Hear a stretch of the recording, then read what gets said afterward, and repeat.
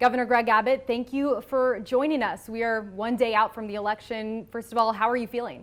Listen, I feel good. The only concern that kind of all of us have, and that's to make sure that people turn out and vote. Voting turnout is going to determine who's going to win these races. And so we are spending all of our days working to make sure we get our voters to turn out and vote. You've been focusing on the economy, immigration, and public safety throughout your campaign, so we'll start there. On public safety, your opponent has criticized you, saying that crime has worsened under your watch in the last 8 years. As governor, what might you do differently to reduce crime if reelected?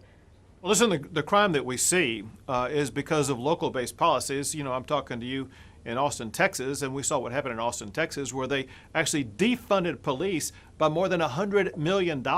And the year after that, they saw the highest number of murders ever in the history of Austin. Same thing is going on in Harris County, which is where Houston is, where their local policies of local judges who were elected as Democrat socialists are letting people out of jail on easy bail policies that have led to people who were arrested for murder last year have been murdering people this year. And so what's going on at the local level is outrageous, and that's exactly why this past session I signed a law to prevent any city from defunding the police like what Austin did, and that's why this upcoming session I want to take action against what Harris County and other counties are doing, releasing these people out of jail to make sure we keep dangerous criminals behind bars. Now to immigration. Last night on 60 Minutes, speaking about your busing initiative, New York City Mayor Eric Adams said that there was nothing that prevented you from coordinating the arrival of buses. You say that Texas is overburdened by this crisis. Why not give other cities notice to make all of this more efficient? So it's my understanding there actually was coordination by what are called non-governmental organizations, both in the state of Texas as well as in New York. And candidly, you probably have seen that with your own eyes. Because you've seen that when the buses do arrive in New York, there are people there greeting them. And so obviously somebody there on the ground in New York knew that they were arriving and were capable of being able to greet them. So there really is no surprise. What we've seen from Mayor Adams is one misleading comment after another because he simply is incapable of handling just a few thousand migrants in New York City, where they are self-declared sanctuary city, self-declared as providing free housing and free food for anybody in that community. And so he's just set himself up in a situation that he cannot handle. But more importantly, they're doing nothing more than virtue signaling. They're trying to send a message, oh, we're a sanctuary city, but when they were put to the test, all they could do is to complain about it as opposed to live up to the promises they made. Mayor Adams was referring to communication from your office with his city, just citing that because of the number of migrants coming in, that they have had to open hotel rooms to accommodate. Their shelters don't have room as is. So, in that regard, why not communicate with the city to make this all more streamlined? Again, it's my understanding there was communication on both the Texas side as well as those working in New York about the arrival of those buses. And because of those on the ground, whether they be NGOs, non-governmental organizations, or otherwise, there were people there who had the ability to inform New York about what was happening. If Republicans take back Congress, will you continue this busing initiative?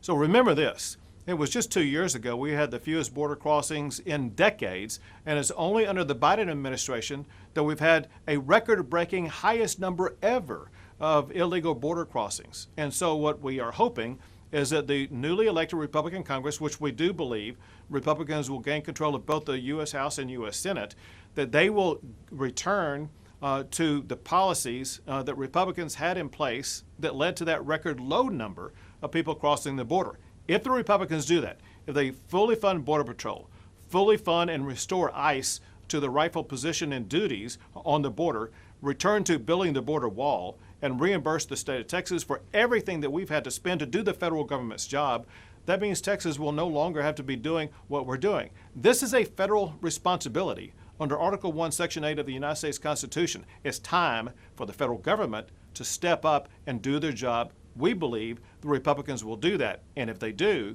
that means Texas can ratchet back what we need to do to secure our own property. So assuming Republicans take back Congress, are you planning to scale back Operation Lone Star? That's what I'm saying is not just if they take back Congress, but assuming they do take back Congress and assuming that they fulfilled the promises they have already made to secure the border, that will allow Texas to ratchet back what we are doing to do the federal government's job to secure the border.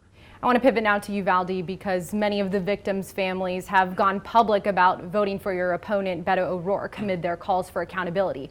DPS Director Stephen McCraw has said that he would resign if there was any culpability amongst DPS for its response to the shooting. Do you think that DPS has culpability for the failed response that day? Well, here's what we do know, and that is one DPS officer has already resigned. Others have been suspended. Others are under investigation. And I'll tell you why. And that's because at the time the shooting took place, the Columbine protocol was in place. That protocol required anybody in a situation with a live shooting action at a school to run toward the shooter and take them out. And there are investigations that continue as we speak right now by the FBI, by the district attorney, by the Texas Rangers themselves, as well as by the Texas legislature to evaluate the conduct of all law enforcement officers on the scene that day. And we will await the determination of those investigations and the information that they provide to make decisions about what the future holds for everybody. So based on the current investigations, the resignation, the suspensions, do you think DPS has some responsibility for the 91 troopers who responded to the shooting on May 24th? Well, listen, the way it looks is that there may be some DPS officers who did not adhere to the Columbine protocol, and that would be a level of responsibility by them as well as the others who were there. Remember this, and that is the school district police chief has resigned. Pretty much the entire police department for Uvalde has been put on suspension. And so law enforcement at the local, state, and I believe at the federal level also, all have a degree of responsibility and accountability that must be determined here once we find out all the facts that the investigation provides.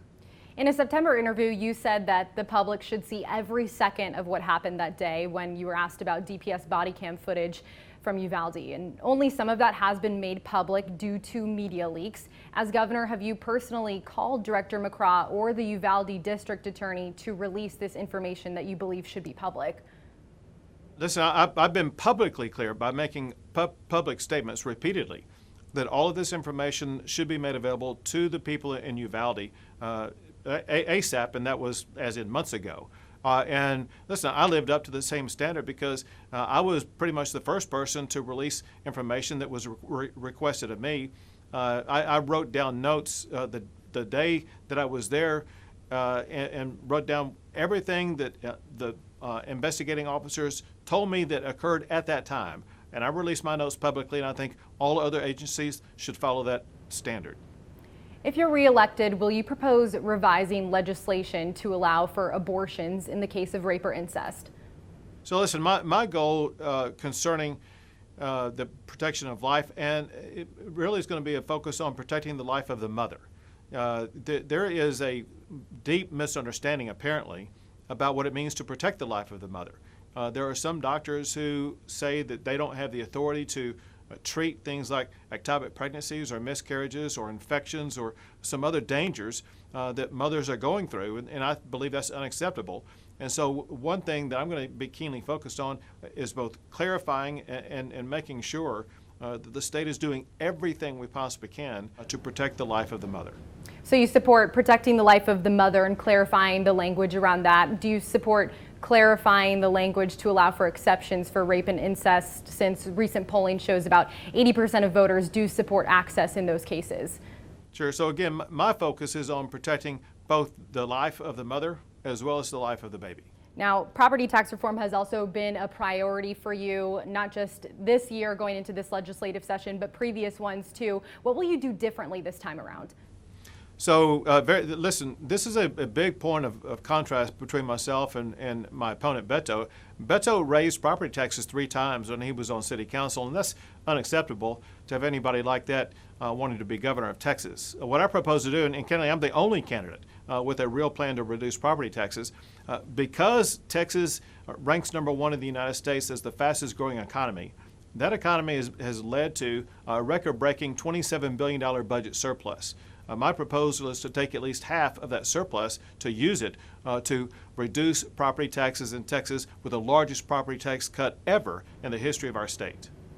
Despite what your opponent has been framing as failures on your part in the last 8 years, your messaging to Texas has remained consistent throughout this entire campaign cycle. If you do win tomorrow, how do you plan to represent the Texans who do not vote for you?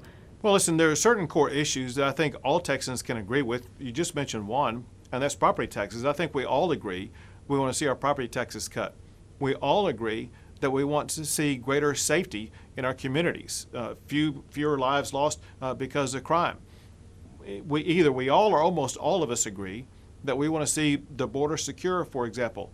Those are concepts that we all agree with, and I'll add education. Education has been a key focus of mine, and we want to continue to advance education both in elementary school, high school, and universities. And it was during my tenure as governor that Texas became #1 in the United States for the most Tier 1 research universities in the country. We want to continue to see that type of advancement. Everybody can agree with those values and ideas. All right, Governor, last question. You've been rumored to be a presidential contender for 2024. Are you committed to serving your full term as governor if reelected?